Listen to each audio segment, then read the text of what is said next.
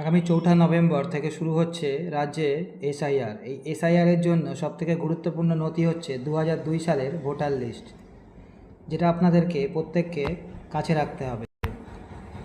2002 সালের voter list দেখার জন্য আপনি আপনার নিজের ফোন থেকেই নিজেই বার করে নিতে পারবেন। তার জন্য আপনাকে সর্বপ্রথমে যেতে হবে গুগল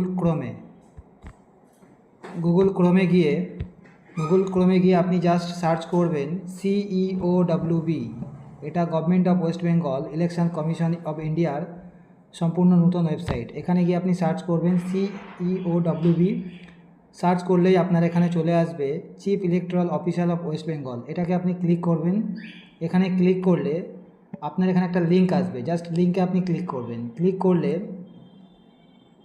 আপনি জাস্ট একটু ওয়েট করলে এখানে অনেকগুলো অপশান পাবেন, ইলেক্টরস, ইলেকশন, পাবলিকেশানস। জাস্ট আপনি কোথাও যাবেন না, জাস্ট আপনি এই ট্যাবটাই ক্লিক করবেন যেখানে লেখা আছে electoral roll of SIR 2002।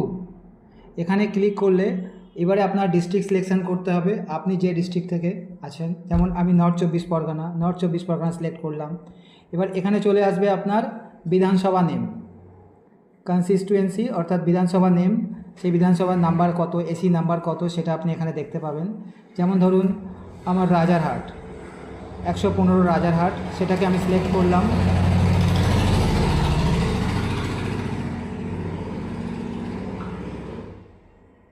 Rajarhat 91, সেই সময় যেহেতু 91 ছিল, এখন 115 হয়েছে।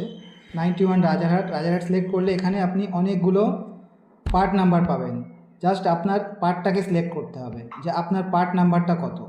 মনে করুন আমি একটা পার্ট নাম্বার সিলেক্ট করছি। এখানে আমি আমার পার্ট নাম্বার সিলেক্ট করছি 276, 277, অনেকগুলো পার্ট নাম্বার আছে। জাস্ট এখানে মনে করুন এটা সিলেক্ট করলাম আমি 277 পার্ট নাম্বার সিলেক্ট করে এখানে জাস্ট আমাকে একটা ক্যাপচা দেওয়া হবে। ক্যাপচাটাকে আমি ফিল করলাম।